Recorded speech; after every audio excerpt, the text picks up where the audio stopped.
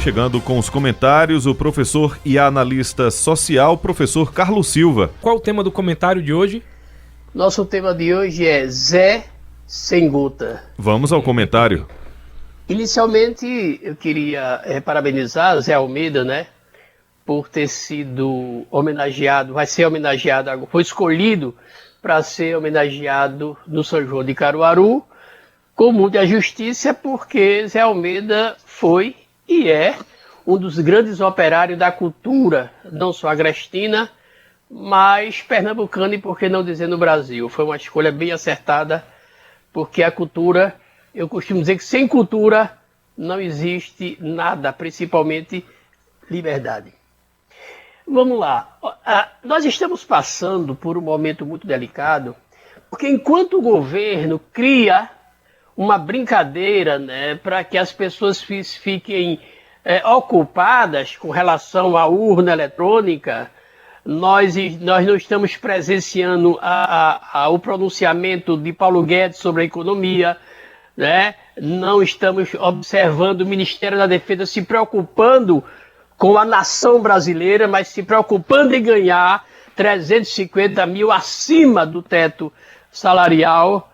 E nós estamos com uma situação muito séria, a questão da queda da vacinação infantil. E isso não está acontecendo por acaso. Isso não é um acidente social. Isso foi provocado pelo comportamento negacionista desse governo federal. Para você ter ideia, lá na década de 40, de 1940 para 1950, a população ficava implorando para que fosse criada uma vacina e doava dinheiro para financiar pesquisas, né, naquela época para desenvolver as vacinas. Enquanto que no Brasil, agora, nós estamos vendo que são dados do próprio Ministério, não existe campanha nacional de conscientização, melhorar a consciência das pessoas para a questão da vacina. Nós tínhamos, em 2018, 70 milhões de reais para a saúde, foi diminuído para 45 milhões em 2020. Ora, o adulto até os seus 14 anos de idade, por aí mais ou menos, ele toma 24 vacinas. A taxa de vacinação no Brasil, a taxa de vacinação infantil, está voltando para o patamar de 1987. Isso significa que nós vamos ter, sim, criança com poliomielite. Crianças que vão ficar com limitações físicas por irresponsabilidade do governo federal. Nós estamos vendo a força com que, a vontade com que as secretarias municipais, a Secretaria de Estado e os nossos laboratórios como a Fiocruz se preocuparem com essa queda de vacinação, e o governo federal não está nem aí. Nós tivemos essa criação, né, do Zé Gotinha, que foi criado em 1986, até pelo artista plástico Dalan Rosa, e a campanha de Zé Gotinha foi uma campanha, a escolha do nome, foi feita uma espécie de concurso com os estudantes das escolas do Brasil. E ele vem exatamente para facilitar, diminuir a tensão das crianças para tomar a vacina, transformando numa situação lúdica para facilitar e os cidadãos começarem a ter consciência da necessidade das vacinas. E agora nós estamos vendo as pessoas dizendo não, porque vacina não tem mais doença, não precisa tomar vacina, porque o presidente da República nega a vacina. Porque o Ministério da Saúde está negando a vacina quando ele não está promovendo uma campanha nacional para a conscientização, para chamar a atenção da sociedade. Foi essa a proposta de Zé Gotinha na época, para que a sociedade se envolvesse. E agora será que nós vamos? Isso está acontecendo porque o presidente da República não se preocupa com a vida das pessoas.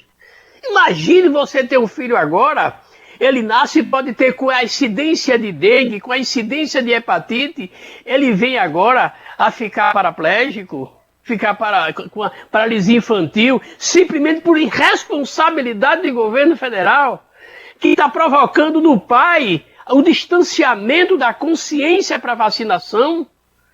Que é isso? O que é que está acontecendo com o Brasil? É preciso que os instrumentos de controle sociais, o Ministério Público Federal, o Ministério Público Estaduais, não é? A própria OAB provoca o Ministério da Saúde para desenvolver uma campanha publicitária para que as pessoas voltem à consciência da necessidade. E sabem por que está acontecendo isso? Porque nós não estamos vendo mais uma incidência de crianças com paralisia infantil.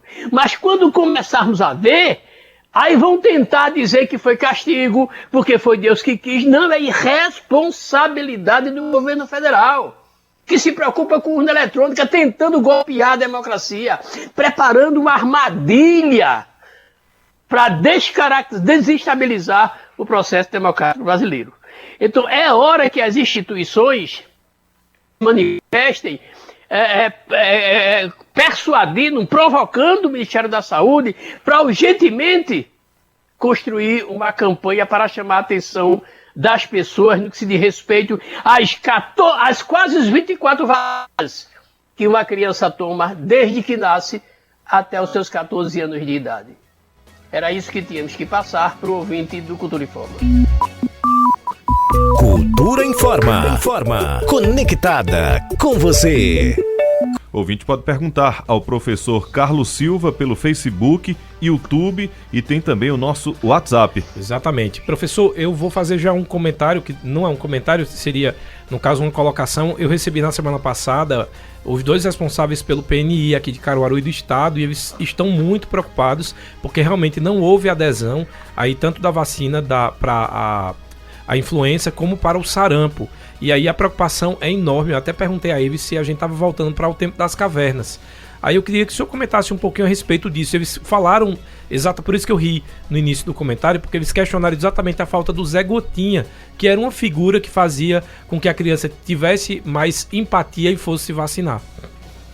Pois é, a ideia lúdica de um representante da saúde através de uma figura como Zé Gotinha faz com que a criança simpatize com o processo e perca o medo, imaginando que tem uma dor qualquer. E os pais também. E eu preciso entender o seguinte: a vacinação infantil ela é obrigatória conforme o Estatuto da Criança e do Adolescente. Ora, é preciso que a cobertura vacinal atinja pelo menos 95% da população infantil. Isso não está acontecendo. Veja, o governo federal não dá a mínima. Isso é preocupante. Professor, já tem pergunta aqui, o Índio Agagiani, ele está falando de outro assunto a respeito da inflação. Ele está dizendo, professor, a inflação da Argentina vai chegar a 65%. Qual país que é governado pelo socialismo e o comunismo? O que é bom para o povo não são os governantes, e sim o exército. Acho que é isso. Exército neles. Vou te falar uma coisa. Primeiro, o exército pertence ao povo. Recebe o dinheiro do povo, do trabalhador, e tem que aprender a defender o povo. O Panamá vai ter um crescimento de 6%. A Venezuela vai ter um crescimento de 5%. E o Brasil vai ter um crescimento de 0,38%. A solução para o Brasil é o processo democrático e o Estado de Direito. O Exército, todo o instrumento de controle social, ele é resultado da tributação do trabalhador. O trabalhador é o patrão de todos e cabe ao Exército se preocupar com a fronteira, se preocupar com os ministros que estão corrompendo a situação da nação brasileira, não é?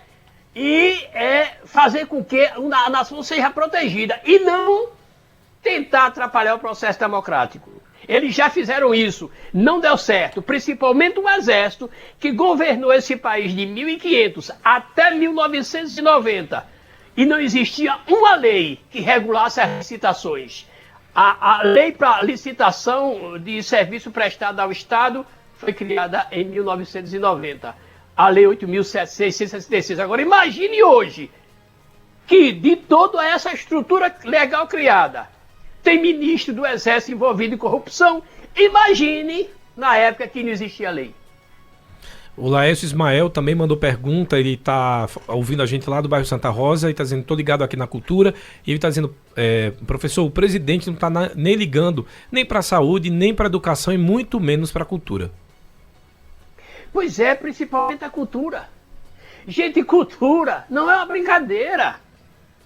Cultura é um comportamento social e incide sobre o PIB nacional e com um índice importantíssimo, geradores de emprego, geradores de venda, aquecimento econômico, tudo. Mas o presidente, eu acho que ele está preocupado em querer ser um futuro ditador. Mas espero que esse projeto de governo seja, o povo possa evitar que isso ocorra. Ô professor, ainda voltando um pouco para as vacinas, quando é que isso passa a ser um mote político que até agora não consegui compreender? Isso aí era um caso de saúde pública. Quando é que agora parece que quem apoia o outro lado precisa ser contra a vacina? Quando foi que isso realmente e efetivamente mudou? Foi por causa da Covid? Já existia essa relutância antes com a ciência? Por incrível que pareça, nunca existiu. A saúde caminhava tranquila, até porque foi no período do militar que foi criado o Programa Nacional de Imunização em 1973. E nessa época nós tivemos uma epidemia de meningite, que foi fechada escola, tudo aconteceu. Ocorre que o presidente da República começou na sua campanha, na sua governança, com um mote contra a ciência. Né? Porque a ideia dele era colocar as pessoas na rua e que o vírus por si só fosse dizimado utilizando o povo como bucha de canhão. Agora, é claro que os deputados estaduais, deputados federais, lutem por isso. Vamos parar de trabalhar, vamos acabar com esse mote político, que agora os candidatos trabalham com mote. É uma espécie repentista. Sabe? Ele trabalha com mote, ele não trabalha mais com proposta. O que me deixa muito triste é exatamente isso virar um mote político, quando na verdade não tem nada a ver. Um mote de saúde, independente de quem se vota, se acredita na ciência, porque senão a população mundial já teria se dizimada. Aí tem peste negra e tem todas as outras doenças que a vacina foi eficaz e a gente não vai questionar aqui. Tem mais pergunta do Altair Alves, que é do loteamento Parque da Cidade, está dizendo aqui, boa tarde a todos. Professor, com relação à desconfiança do Bolsonaro das urnas eletrônicas, ele só quer mais segurança e transparência nos resultados da totalização dos votos. Os ministros do TSE tá tudo orquestrando para roubar a eleição para Lula. Vem cá, você acredita nisso de verdade? Como é que você questiona a urna eletrônica se ela nunca foi questionável? Se ela foi acompanhada por organizações internacionais para saber como é que se procedia as eleições? Pelo contrário, o Bolsonaro e sua família foi eleito pela urna eletrônica. Ele não quer lisura, ele quer tumultuar. Ele quer botar o exército dentro para que o exército dele tumultue o processo. Essa é a questão. Até porque, para você ter uma ideia, a Lei 9.504 foi criada em 1997, que oferece ao partido a condição de contratar qualquer empresa para fazer auditoria. Ele não quer lisura. Bolsonaro nunca quer lisura. Bolsonaro quer colocar cortina de fumaça para que as pessoas não percebam o crime que esse governo está cometendo. Em live na noite desta terça-feira, Ciro Gomes disse que vê indícios claros de que há um golpe antidemocrático em elaboração por Jair Bolsonaro e seus aliados e pediu que todos os candidatos de diferentes partidos se unam para denunciá-lo. Ele disse: há indícios claros de que há em curso um golpe contra a democracia, cujo alvo são as próximas eleições. Ou a sociedade e lideranças políticas tomam providências já, ou chegaremos a um ponto sem retorno, disse o pré-candidato do PDT à presidência, conforme registro do painel da Folha. Professor, o senhor concorda com Ciro Gomes? Não só concordo, como eu digo que esse projeto de golpe ocorreu lá em 2018, quando derrubaram Dilma, quando ele se elegeu, quando começou a compor o seu governo com amizades milicianas. Observe agora quem vai ser o advogado da delegada que foi presa com R$1.700.000. É a mesma advogada de Flávio Bolsonaro, junto que está envolvido o Rony Lessa. Claro que esse perigo de golpe existe. Agora, eu acredito que a ABIN, eu acredito que o STF, eu acredito que a OAB, que os ministérios públicos e instrumentos de controle sociais não podem deixar isso acontecer. Mas que ele quer dar um golpe, isso pode ter certeza absoluta. Professor, e ele disse o seguinte: trata-se de manobras muito sofisticadas, envolvendo guerra da informação, da contra-informação, manipulação e espionagem. Ele disse aqui no texto do antagonista, diz, os recentes questionamentos do Exército ao TSE em relação à segurança das urnas eletrônicas, muitos deles alinhados ao discurso bolsonarista, têm motivado manifestações de preocupação com a possibilidade de adesão das Forças Armadas ao discurso golpista de Bolsonaro.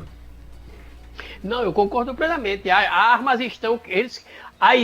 eles agora estão um pouco maneirados por causa de Alexandre de Moraes, o ministro. Mas existe sim uma fina inteligência tecnológica no intuito de trabalhar esse processo de desinformação. Aliás, em 2016, a Universidade de Oxford, o departamento de dicionário da Universidade de Oxford, criou como palavra do ano a palavra pós-verdade. E o pós-verdade é exatamente isso, são desinformações descaracterizadas de fundamentação para politicamente iludir a nação. Isso foi discutido lá em 2016 na Universidade de Oxford. Então é preciso tomar cuidado, porque ele amplia a ideia das desinformações. Por exemplo, os aliados dizem assim, o Brasil emprestou dinheiro a Cuba. Nunca o Brasil emprestou dinheiro a Cuba nenhuma. Emprestou a empresa de gerenciamento para tratar de serviços de engenharia. E quem mais ganhou dinheiro foi os Estados Unidos. Então, é uma provocação do processo da informação reversa. Professor, tem mais uma pergunta do Livonaldo Torres, ele está dizendo, na verdade não é uma pergunta, ele está opinando aqui. Boa tarde, a coisa é muito simples, a responsabilidade vacinal ou não é dos pais, pois os pais é quem respondem ou são responsáveis pelas crianças e não o Estado. Deixa eu te falar uma coisa. Eu acho que você precisa estudar o que é responsável. A saúde, assim como a educação, é um direito da sociedade, obrigação do Estado, né? E o dever dos governos. Então é preciso entender que a questão da vacinação não é uma realidade apenas do pai. Por quê? Porque nem todos os pais têm essa consciência, porque você esqueceu que mora num país continental, o quinta extensão territorial, que temos zonas rurais, pessoas que não têm consciência ainda do que é saúde emocional, saúde física. Por isso é que o Estado existe, por isso que a educação existe, para melhorar a capacidade de entendimento do cidadão e obrigá-lo, quando necessário, a vacinar seus filhos. Acho que é Iveson Araújo mandou um aqui dizendo, meu Deus do céu, ainda tem pessoas que querem uma ditadura. Gente, estamos no país democrático, temos que evoluir, não andar para trás. Boa tarde a todos. Foi Iveson Araújo na escuta lá no Residencial Chique Chique. Olha, gente, vou dar um dizer para vocês. O Brasil, Lula perdeu três eleições. Ninguém criticou os instrumentos de controle sociais, ninguém criticou urna. Fernando Henrique perdeu, ninguém criticou urna. O Collor foi destituído, ninguém criticou urna nem instrumento de controle sociais. De repente aparece um presidente sem fundamentação, sem cultura e sem ter um nível de intelectualidade, criticando uma urna cuja urna nunca foi motivo de suspeita ou de qualquer coisa. Então, o processo democrático ele é o melhor sistema de governo porque faz com que as pessoas manifestem o seu voto. E vamos acabar com essa ideia de ódio. Democracia é isso, é a alternação de poderes. Ora, aquele poder, aquele partido que está satisfazendo a sociedade, ele pode eleger de novo, mas só tem uma segunda vez. Que é isso? O problema é que eles estão criando uma situação terrorista, e isso é muito grave. Ok, professor Carlos Silva, a gente agradece a sua participação aqui no programa nesta quarta-feira, deseja boa tarde e até sexta com mais comentários. Até sexta-feira, André Santiago, até sexta-feira, todo Maciel, e até sexta-feira, ouvintes do Cultura Informa. Obrigado, professor.